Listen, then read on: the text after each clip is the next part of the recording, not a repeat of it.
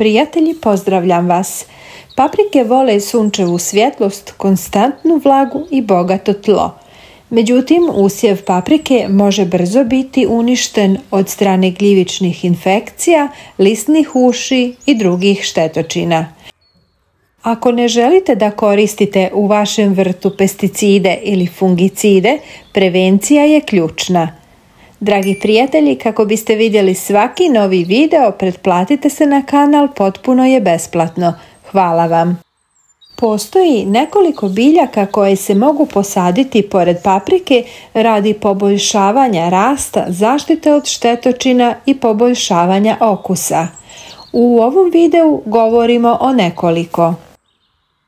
Bosiljak ima prirodna ulja koja odbijaju lisne uši i druge štetne insekte, a također može pomoći u sprječavanju gljivičnih infekcija.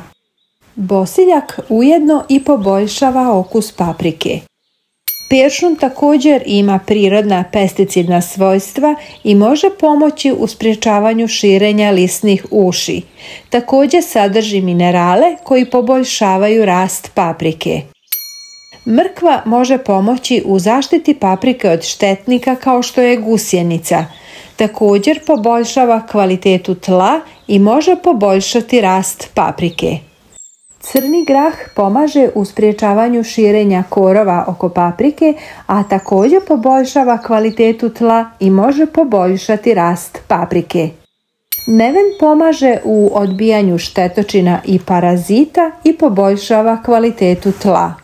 Neven zbog svojih prirodnih antifungalnih svojstava pomaže u sprječavanju plijesni na lišću paprike. Ruzmarin je prirodni insekticid i fungicid, a također pomaže u poboljšavanju kvaliteta tla oko paprike. Osim ovih biljaka postoji još mnogo drugih koje se mogu posaditi uz papriku kako bi se poboljšala njezina otpornost na bolesti i štetočine. Važno je zapamtiti da svaka biljka ima svoje jedinstvene prednosti i da je kombinacija različitih biljaka najbolji način da osigurate zdravlje vašeg vrta.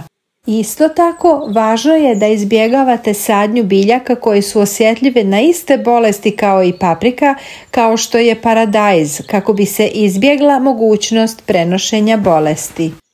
Prijatelji, nadam se da vam se svidio ovaj video i da ste naučili nešto novo o paprikama. Ako imate bilo kakvih pitanja, slobodno ih ostavite u komentarima ispod. Podijelite ovaj sadržaj i sa vašim prijateljima na društvenim mrežama. Vidimo se u sljedećem videu.